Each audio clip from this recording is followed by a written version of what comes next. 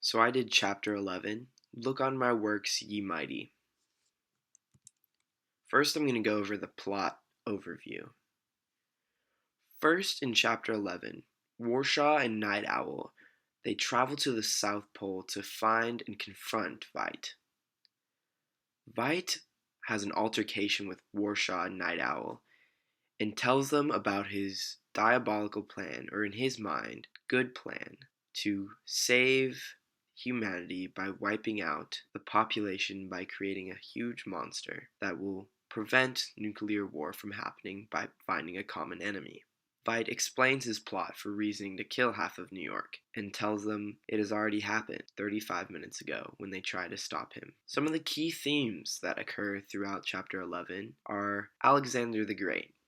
Vite looks up to Alexander the Great extensively. Throughout the chapter, he mentions Alexander the Great and how he took over the civilized and uncivilized world. Vite compares his plot to the many conquests of Alexander the Great and how he conquered much of the civilized world.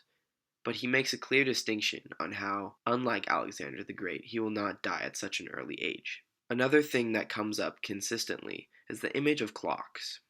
Just like the title of the graphic novel, watches or watchmen can be seen everywhere. So as we get closer to the end of the book, all of the watches and times can be seen getting closer to midnight, as you can see in the image here. New York getting closer to midnight, as well as in this car getting closer to midnight at 11:25. And even on the last page, you can see this image down here where it is almost exactly midnight at maybe 11:55. Moving on, we're going to talk about Ozymandias and the allusion to the Ozymandias poem and the character Ozymandias. In the poem Ozymandias by Percy Bysshe Shelley, it talks about nothing remaining of the giant statue dedicated to Ozymandias. Shelley's poem describes a traveler in the desert that sees a giant statue dedicated to Ozymandias. Following the quote mentioned in the graphic novel, it says, "Nothing remains." And this could be sort of a contradiction to what Vite has been looking for, where he's trying to save humanity. In the end, he might lose himself. The main part of the poem that is seen multiple times throughout the graphic novel is, "My name is Ozymandias, King of Kings. Look on my works, ye mighty, in despair. Nothing beside remains. Round the decay of the colossal wreck, boundless and bare, the lone and level sands stretch far away." The next thing I will be talking about are the musical allusions that appear within the graphic novel. In chapter 11, "The Times They Are A-Changing" by Bob Dylan can be seen referenced in the Nostalgia excerpt. The song is very similar to the main theme of Watchmen and is played in the movie adaptation. The most important line, I believe, would be the "Come senators, congressmen, please head the call. Don't stand in the doorway, don't block up the hall. For he that gets hurt will be he who has stalled. The battle outside rain will soon shake your windows and rattle your walls, for the times they are changing." This I believe to be a reference of war, and how Vite doesn't want war to happen, and how he hates government, and how they are building up to a time of great nuclear war. As it said is in the song, "Will soon shake your windows and rattle your walls." And this could be a reference to bombs or any sort of violence in that matter. For times they are changing. When back in the day we were only worried about minute wars that were relatively small compared to a nuclear war that could completely be suicide for both countries or the world in participation.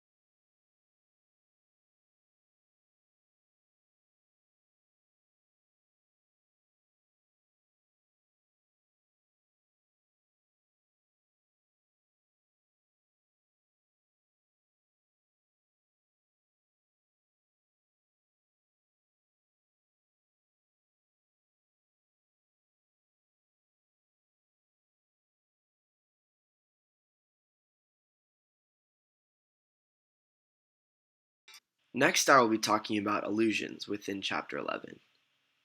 One of the most interesting allusions, I believe, is to be the allusion to Knots by R.D. Lang.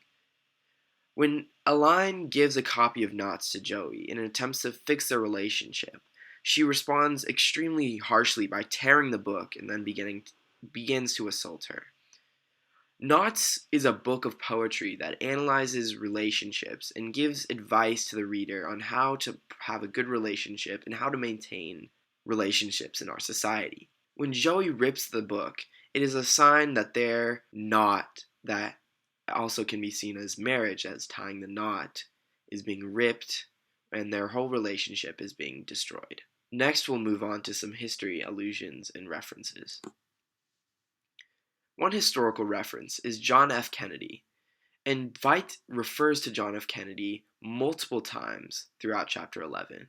For example, on page 18, panel 9, Veidt talks about how JFK had planned a speech before he was assassinated, and in that speech he said, "We in this country, in this generation, are by destiny rather than choice the watchmen on the walls of world freedom." Now this is a direct reference to the title of the graphic novel, Watchmen. What Veidt takes from this is that he should be the watchman on the walls of freedom, and that we should take our own responsibility at watching and governing our own freedom, or in this case, our own future.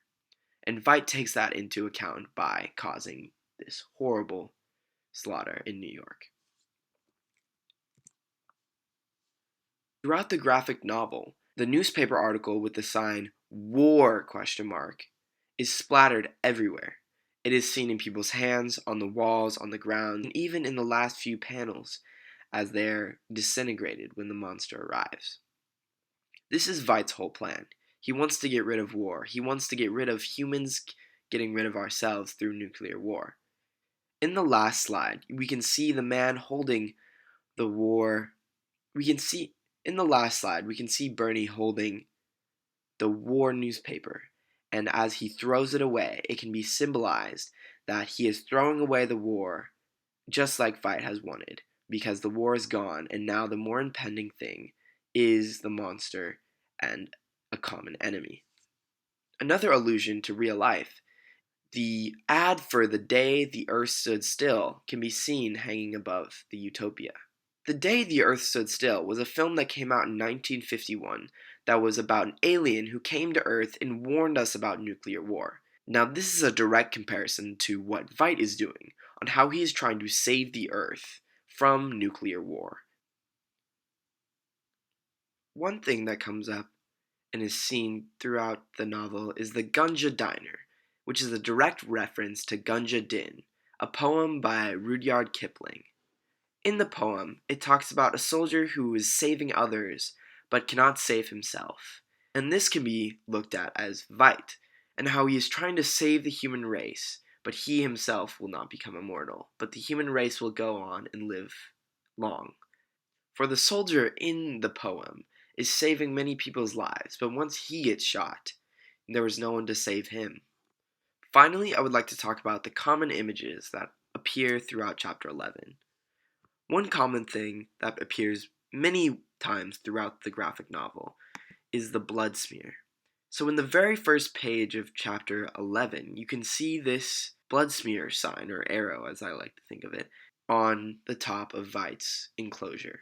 Next we see Veidt have that same blood splatter on his face, just like the comedian had on his smiley face. And this sort of shows how Veidt brought his evil and his ideology to the comedian and got rid of his happiness. It is the first image of chapter 11 and also the last image. As for on page 28, panel 2, you can see as the monster comes and destruction occurs for New York and half the population disappears, the human body slowly transformed into that same smudge symbol, as you can see here on this last panel.